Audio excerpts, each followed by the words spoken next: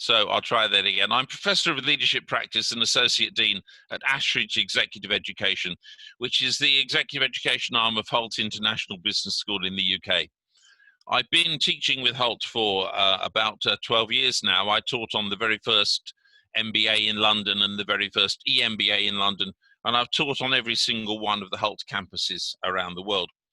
This evening, we're going to spend time thinking and talking about this idea about leadership principles for an uncertain tomorrow. I want us to think first about where were we before all this started. It doesn't seem possible that it's only about 6 months since this pandemic grabbed hold of us and changed our world utterly and forever. But that's the case. And if we think back, if I think back to what I was talking about and thinking about and writing about this time last year, it fell into two areas when we were talking about leadership. One thing that was exercising us about leadership was this idea about the epic ethical failures of leadership in business. We were looking at the first 20 years of this millennium and the frauds, the scams, the swindles, the ethical leadership failures that marred those first 20 years. Probably everybody on this call will have their own catalogue of memories of ethical leadership failures. It started way back in the start of the millennium with Enron. Then there were things like the Kobe Steel story, the 2008-9 credit crunch, and behind that the story of the collateralized debt obligations and the subprime mortgages. More recently, the VW emissions scandal, the Carlos Ghosn scandal, and the huge sums of money that he appeared to have paid himself. As I say, you'll all have your own thoughts about what should be on a list of the major scandals of the first 20 years of this century. But there is no doubt that one of the issues with leadership was preventing ethical leadership failures. These major failures of character were a problem because, of course, if there's failures of character at the top of an organization, the whole of the organization takes its lead from that failure at the top. But the other thing that was engaging us when we look at leadership in organizations was the degree to which businesses weren't failing, but leadership was. A bad leader can take a good staff and destroy it, causing the best employees to flee and the remainder to lose all motivation. People fail to get along because they fear each other. They fear each other because they don't know each other. They don't know each other because they have not communicated with each other. Leadership is about relationships. And if leaders don't know how to build relationships, if leaders don't know how to create high-achieving teams, then they'll fail. And what was happening to leaders were their careers were stalling or going into freefall, not because they didn't understand the technical aspects of their business, but because they didn't understand the relational aspects of their business. And those two things were the two major threads around leadership that we were trying to address: ethical failures and failures around relational skills. Now, what I'd like you to do is to think back to that period before the pandemic and think about where you were, what you were doing, where you were working, if you were working, where you were studying, and think about the leadership that you were experiencing. Think about what it was like to be a follower if you were following a leader. And we're going to put a poll up for you. I want you to tell me how did you feel about where we were before this pandemic came along? Were you really pretty happy with the way things are and the way you were being led? Were you really very dissatisfied with the way things were and the way you were being led? Or were you somewhere in the middle? 1 is very dissatisfied, 5 is very satisfied.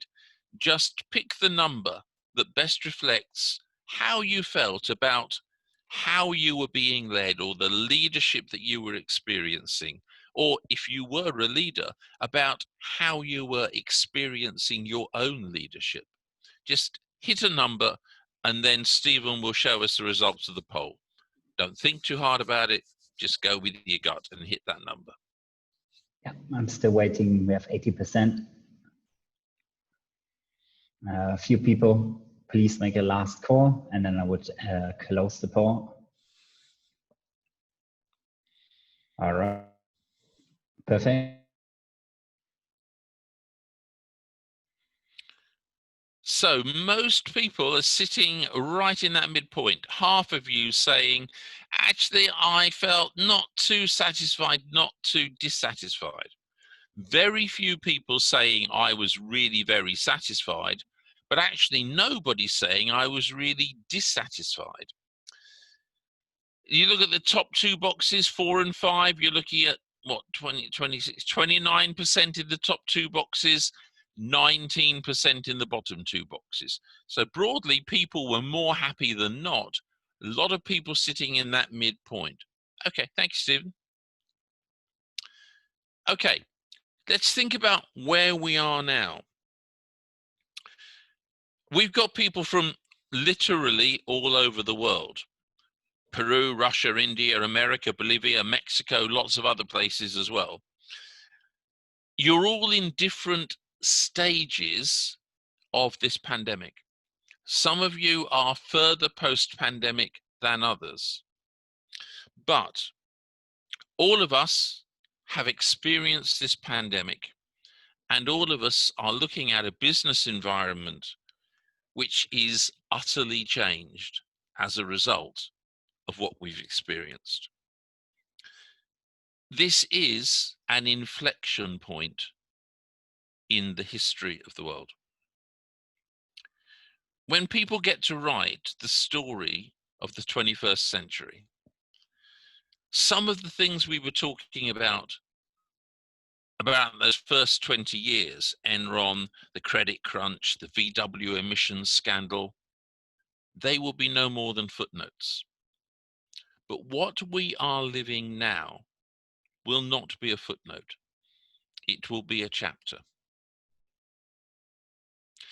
Everything about business that we thought we understood has changed.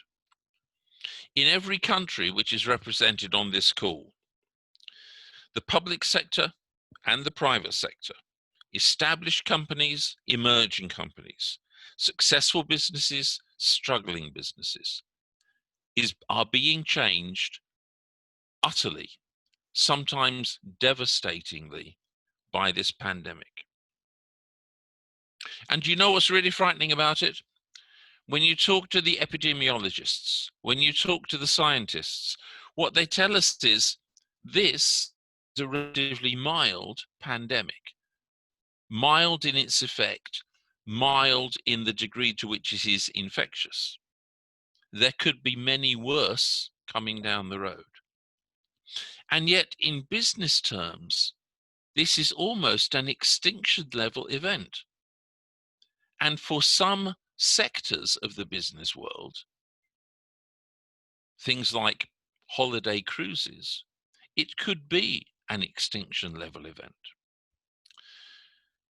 So what we are living through is a fundamental shift in how we live.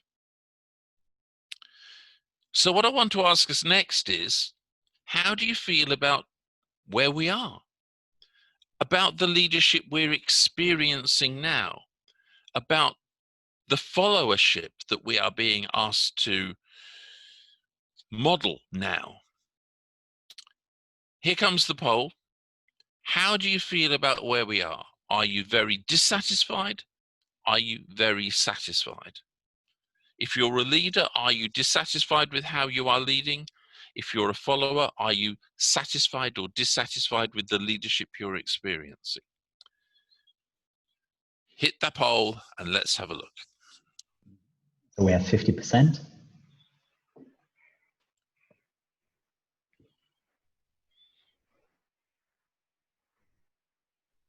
Some people are hardly thinking, I would say. How bad do I feel about what's happening? So we have now 80%. So please make a choice. Maybe you don't want your views represented. We're going to close it. All right. Let's have a look, Stephen. 5, 4, 3, 2, 1. And here we go. Surprisingly, not that dissimilar. Here we do have some people who are very dissatisfied. Remember, nobody was very dissatisfied before. We now have 11% very dissatisfied. The number of people sitting in the middle is still the greatest number, but I think at 36% it's down slightly. 24% are still pretty satisfied or very satisfied, those top two boxes, which is slightly lower, but still perhaps higher than I would have expected. 43% either very dissatisfied or fairly dissatisfied. So a significant change, but perhaps not as earth-shattering as you might have expected. And that would depend to some extent on how far out of the pandemic you are and how successful coming out of the pandemic has been. But one of the things that I would say about where we are at the moment is people are talking about getting used to the new normal, leading in the new normal. We don't have any idea what the new normal is going to be yet. What we're doing at the moment is just experiencing the immediate post-pandemic. When we think about what do we need for tomorrow in terms of leadership, what I believe is that there is this tsunami of change, which is just starting now, as we begin to try to get business back on its feet, and we realize how much we have to change and how much business has to change. Travel, logistics, distribution, high street shopping, education, holiday making. Almost every sector you look at having to go through huge amounts of change. Now, when this tsunami, when this wave recedes, then we will see the landscape which will constitute the new normal within which we have to operate. Now, before the pandemic, Hult sponsored a piece of research which was undertaken by EFMD, which is a European forum for management development. And the EFMD is a huge group. It's a very well supported group, thousands of members from every sector of business and also every sector of education. And Hult sponsored this, what's called a SIG, a special interest group, which was asked to explore innovation in leadership development. And Hult asked me and another colleague of mine called Nigel Payne to run this research. And we reported the report was published in January of this year, January of 2020. We did the research and we wrote the report before the pandemic.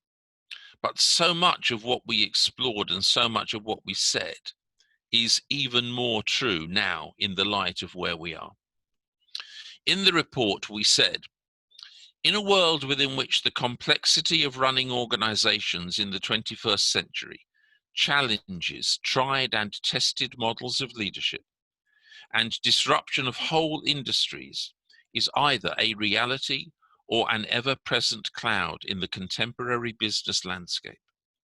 Helping leaders to cope, perform, and shape their organizations has become an acute and necessary challenge. Well, the pandemic was an ever-present cloud, which has burst like a storm of biblical proportions over the contemporary business landscape. But despite all of that, as Nigel Payne, my co-facilitator, said in the report, tomorrow is unknowable. It can't be undoable. And that is even more true now. Tomorrow is even more unknowable than it was. And it is even more important that it can't be undoable. But it's not enough to throw people into the leadership bear pit and expect them to succeed. They won't. Nothing short of a radical rethink of the way we approach leadership development is needed. That's what the report is offering the world.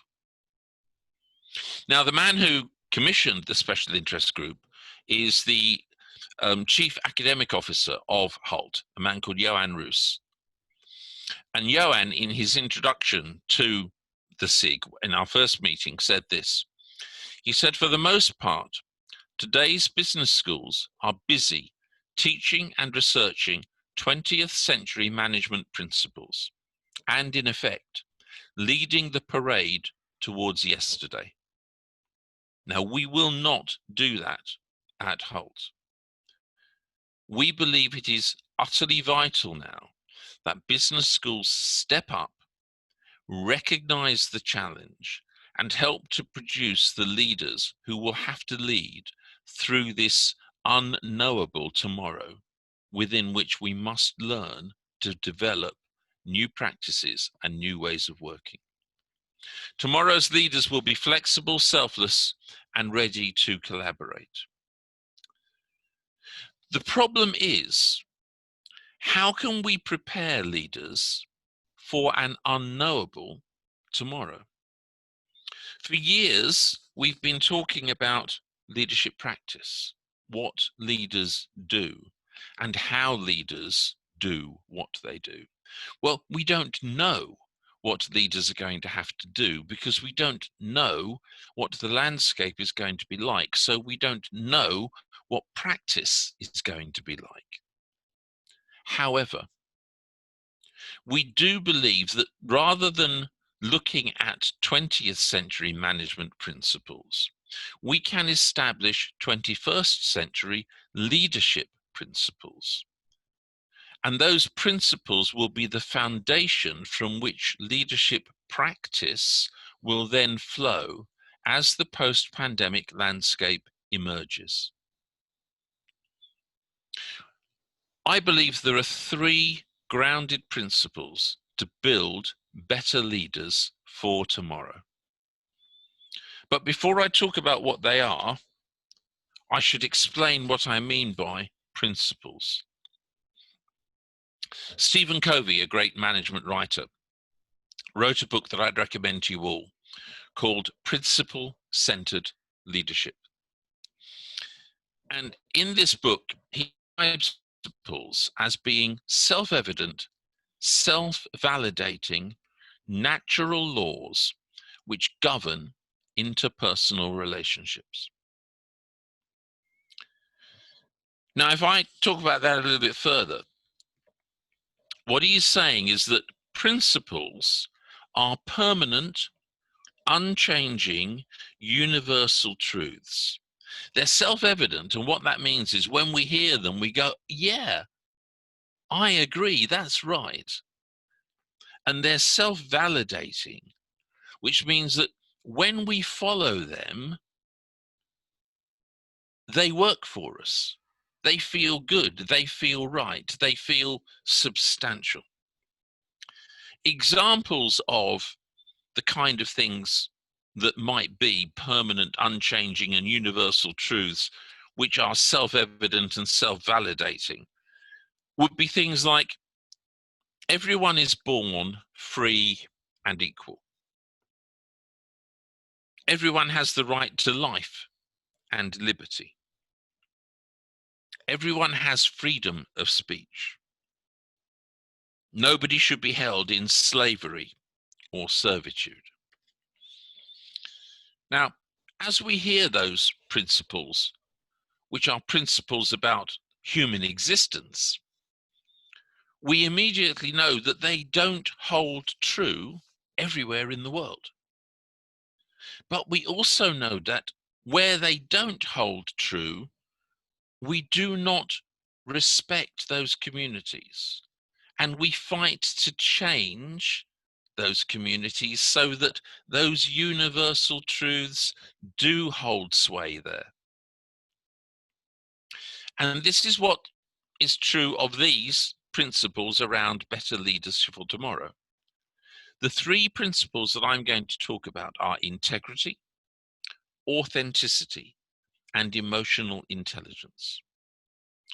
You won't find them in every single leader.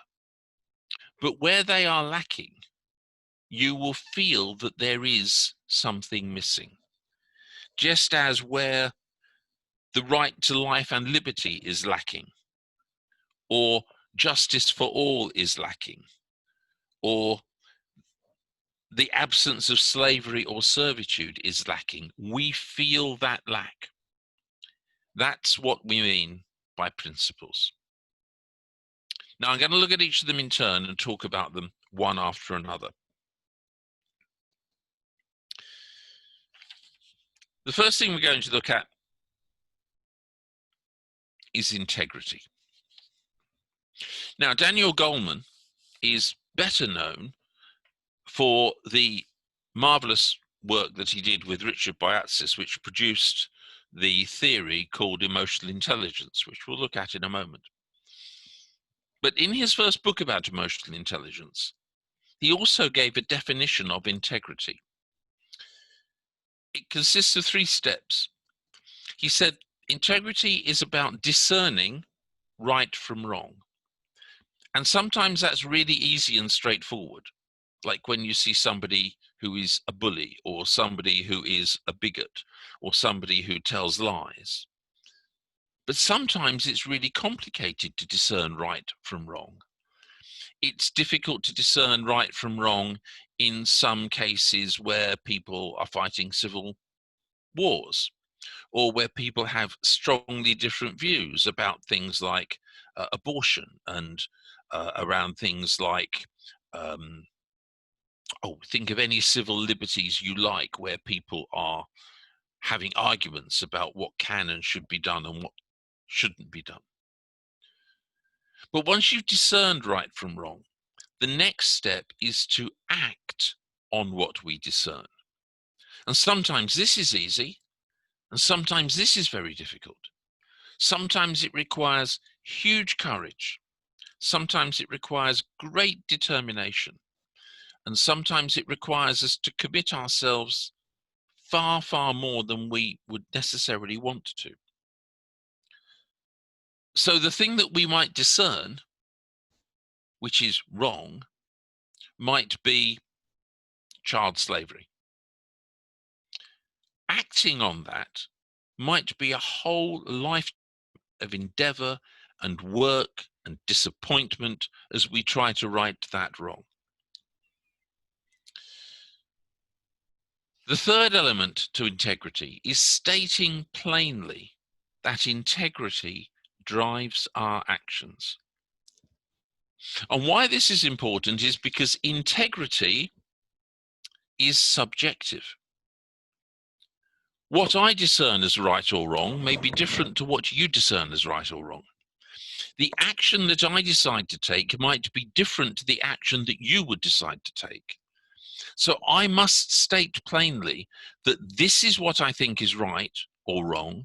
This is what I am going to do. And I am doing it because I believe this is the thing to do which has integrity. And that's what Goleman defined in a book called Emotional Intelligence in 1998.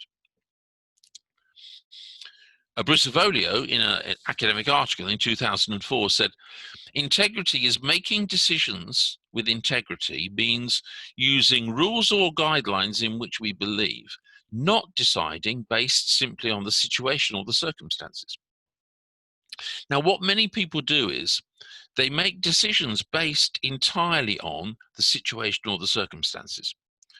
And the problem with that is that's what we call contingent decision making which is contingent on the situation.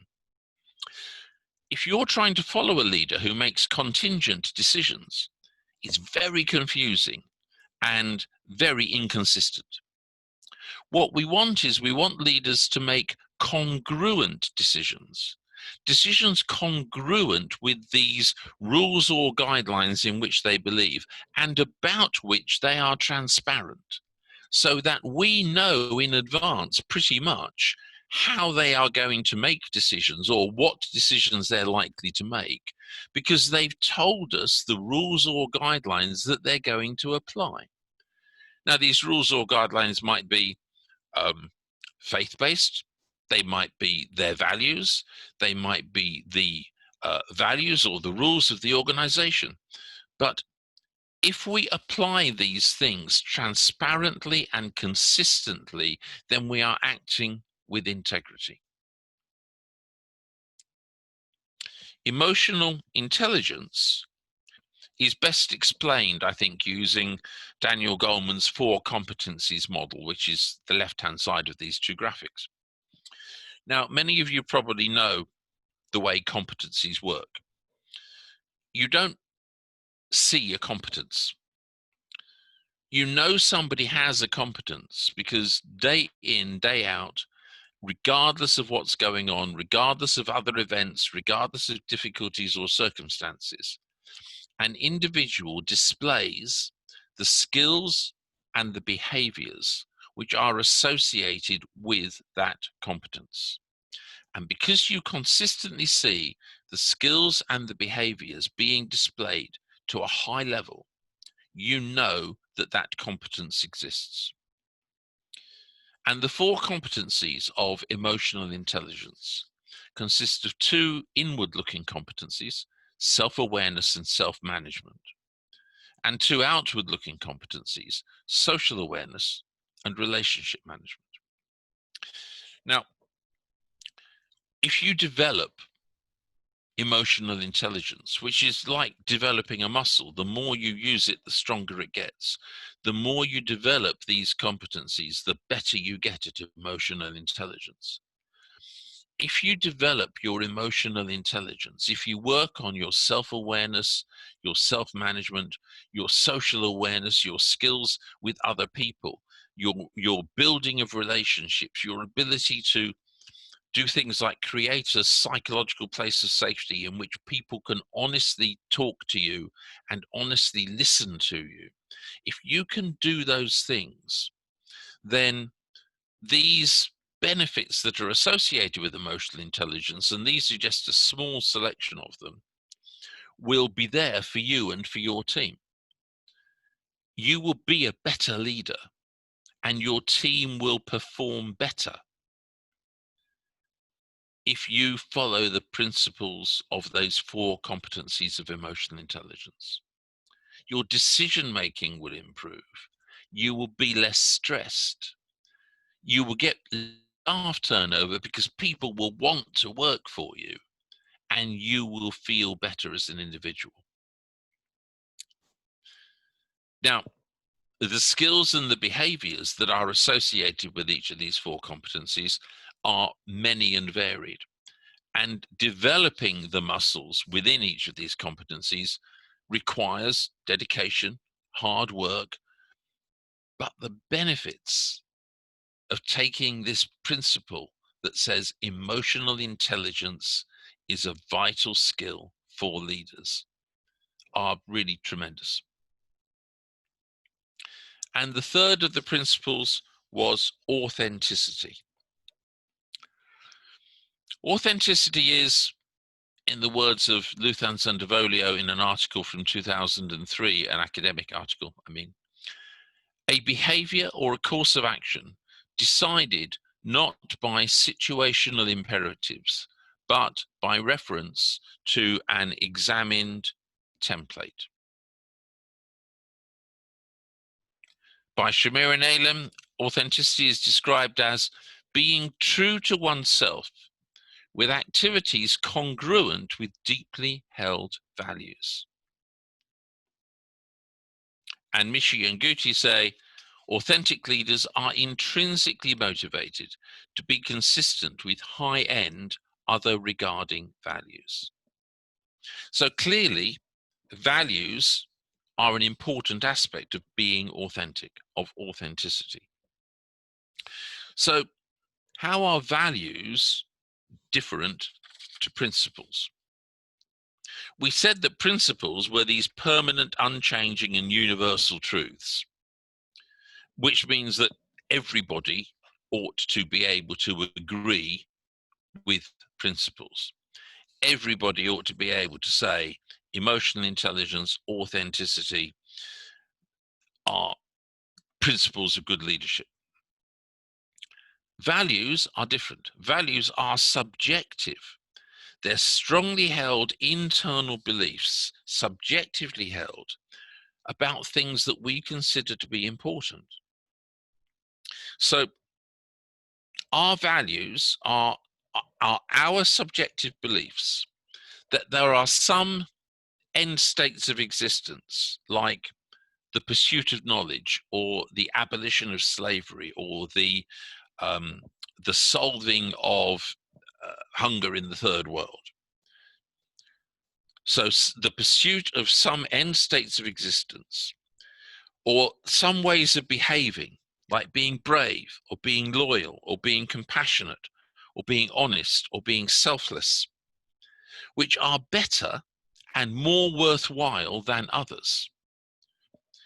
So these end states of existence, the abolition of hunger, or these behaviors, courage, bravery, compassion, which you value more than any others, are your values. And they're subjective to you. And they will be different to my values. The thing with values is, because so many of these words are familiar words, we get sometimes a bit confused, because you take a word like courage. Well, courage might be one individual's value and somebody else's preferred behavior. Somebody else might have it as a rewarded behavior, and somebody else might have it as a required behavior. If you're in the army or in military, courage might be a required or a rewarded behavior. But if you work in the civil rights movement, you might have courage as a value, because you constantly need to be brave about speaking up, about telling truth to power. So values, we can often have values which are different to other people. And that's why with authenticity, one of the most important things is to be transparent, to tell other people what my values are, so that I can be seen to be living the values, the things that are really important to me. Now, we've talked about how much change is coming. We've talked about everything around us is going to be transformed. So it's no surprise that I think that these three principles can help leaders to be transformational leaders. Now, this is probably a phrase you've heard thrown around without people necessarily saying to you what transformational leadership is. Bass and Devodio identified 5 domains or focus areas or competencies of transformational leadership. There are lots of definitions, but this is one that I think is quite helpful. A transformational leader builds trust. A transformational leader acts with integrity. A transformational leader encourages others. A transformational leader encourages innovative thinking. A transformational leader coaches and develops people. So here's what I think. I think that if, as leaders, we can embrace these three principles of integrity, authenticity, and emotional intelligence, we are well equipped, well prepared to be transformational leaders. And transformational leadership is what we will need as we get to grips with the post-pandemic new normal. So the principles we carry into leadership are integrity, authenticity, and emotional intelligence. The practice of leadership is the practice of transformational leadership, leading the change that has to happen because of the circumstances in which we find ourselves. That's what I think we need to do. I think it's going to be extraordinarily challenging and in its own way extraordinarily rewarding. It's Hult's intention to develop those leaders. I rushed through that because this is a webinar. In class, we spend a great deal of time exploring these issues in tremendous depth in order to help leaders leave Hult feeling that they can and will be transformational in the effect they have on other people. Right now, let me answer questions, respond to your comments, and hear your reactions on this journey in front of us that I've tried to describe.